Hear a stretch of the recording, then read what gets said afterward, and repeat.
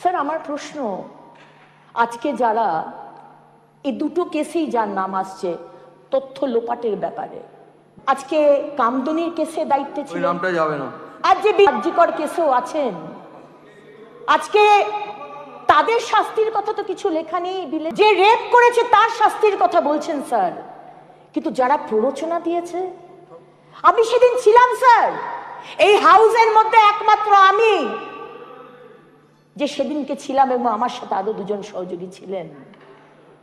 আমরা সেদিন দেখেছি স্যার অনেক অনেক প্রশ্ন।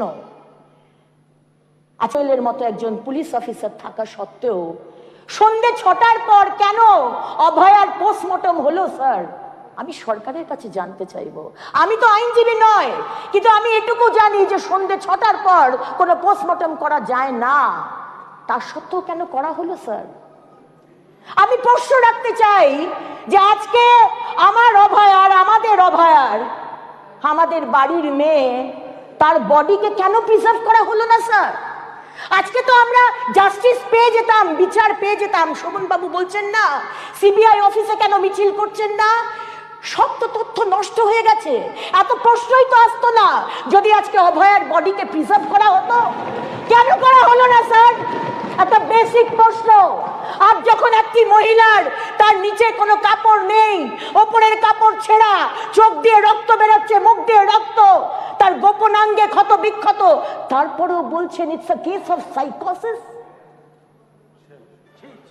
আজকে যে principal, the guardian of the hospital, তার আন্ডারে সবাই, যেরকম মুখ্যমন্ত্রীর আন্ডারে সমস্ত পশ্চিমবঙ্গের মানুষ, সেরকম আরজি করে প্রিন্সিপালের আন্ডারে সবাই। সেই প্রিন্সিপালের এগেইনস্টে এত করাপশন কেসেস। মুখ্যমন্ত্রীর কাছে আমার প্রশ্ন, আপনি তো স্বাস্থ্যমন্ত্রী, আপনি তো জানতেন না? আজকে আক্তার আলী ডেপুটি সুপার, তিনি তো বারবার কমপ্লেন করেছিলেন।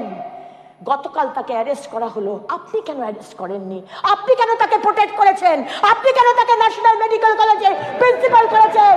আমাদের প্রশ্ন স্যার, আপনি বলতে পারেন না যে দুর্নীতি আলাদা আর অভয়ার মার্ডার আলাদা। দেখা যাক, 5 তারিখের জন্য আমরা অপেক্ষা করছি। হয়তো অভয়ার মার্ডারের পিছনে এই দুর্নীতির একটা বড় যোগ আছে স্যার। রাস্তায় পদযাত্রা করবেন, ফাঁসি চাই, ফাঁসি চাই, আর 21 জন বাঘা বাঘা আইনজীবীকে দাঁড় করিয়ে দিলেন আমাদের ট্যাক্সের টাকায়, আমাদের টাকায় স্যার। আজকে 15 লক্ষ 20 লক্ষ টাকা যার এক একটা হিয়ারিং, আমাদের টাকায় তাদেরকে পেমেন্ট করছে সরকার, আর আমাদেরই অভয়া যাতে বিচার না পায় স্যার। ছি ছি ছি ছি sir, prevention is better than cure. Prevent করি।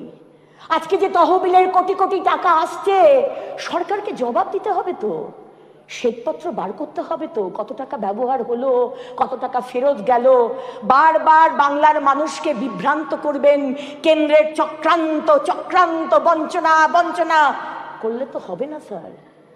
You are answerable, likewise we are answerable to the people of Bengal, they are also answerable sir.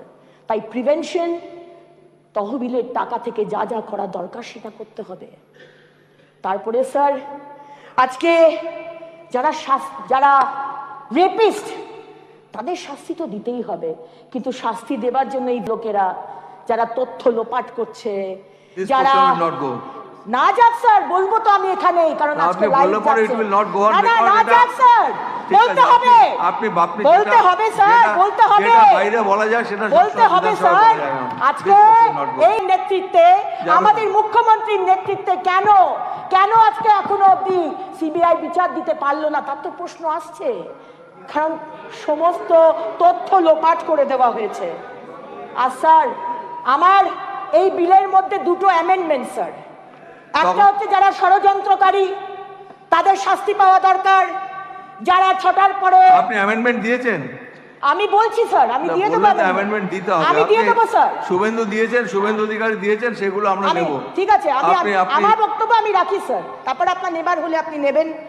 ষড়যন্ত্রকারী এই বিলের মতো যারা 6টার পরে পোস্টমর্টম করেছে, যারা বডি প্রিজার্ভ করেনি, যারা পোস্টমর্টমের টাইম আর ক্রিমেশনের টাইম এদিক ওদিক করেছে, যারা একটা বয়ান, এক্স প্রিন্সিপাল ডক্টর সন্দীপ ঘোষের কাছ থেকে একটা বয়ান অব্দি নেয়নি, এই ধরনের ষড়যন্ত্রকারী যারা বা তাদের মাথার উপর যারা রয়েছে তাদেরও কিন্তু শাস্তি দরকার স্যার। আর আমার সেকেন্ড পয়েন্ট স্যার, মহিলাদের শারীরিক ধর্ষণ তো হলো, কিন্তু মৌখিক ধর্ষণ, যারা মৌখিক ধর্ষণ করে, যারা বলে যে 14 বছরের মেয়ে তার প্রেম ছিল, পেটে বাচ্চা ছিল, তার শাস্তি হবে না স্যার? যে বলে পার্কস্ট্রিট কেসে যে বলে যে ও তো গণিকা আর খদ্দেরের মধ্যে রেট নিয়ে একটা গন্ডগোল ছিল, তার শাস্তি হবে না স্যার? যে বলে এই 14 তারিখ রাত্রে যখন মহিলারা রাত দখল করতে গিয়েছিল, যারা বলেছিল রাত্রে তার স্বামীরা যদি জ্বালাতন করে তখন আমার কাছে বলতে এসো না, তাদের শাস্তি হবে না স্যার? যারা বলেছে যে আজকে বাড়ির সামনে মা আর বোনেদের বিকৃত ছবি লাগিয়ে দেবো, তার শাস্তি হবে না স্যার? তাহলে স্যার আর 1 মিনিট, যারা যারা এই মৌখিক ধর্ষণ করছে তাদেরকে 3 থেকে 5 বছরের রিগারাস ইমপ্রিজনমেন্ট দেওয়ার দরকার স্যার। আমি একটা কবিতা দিয়ে শেষ করছি স্যার। তাপসী মালিকের যখন ঘটনা ঘটেছিল তখন নাগরিক কবিয়াল 17 বছর আগে এই কবিতাটা লিখেছিল। এই 4 লাইনের কবিতা স্যার। আক্রোশে ফাটে সেই মুখ, চিৎকার আগুন জ্বালাবে, দেশ জুড়ে আগুন লাগুক, দেখি ওরা কোথায় পালাবে, পুলিশের কোলে নেবে ঠাই, স্বজন হারানো মানুষেরা বলবেই প্রতিশোধ চাই, প্রতিশোধ চাই, প্রতিশোধ চাই। শুভেন্দু অধিকারী, শ্রী শুভেন্দু অধিকারী।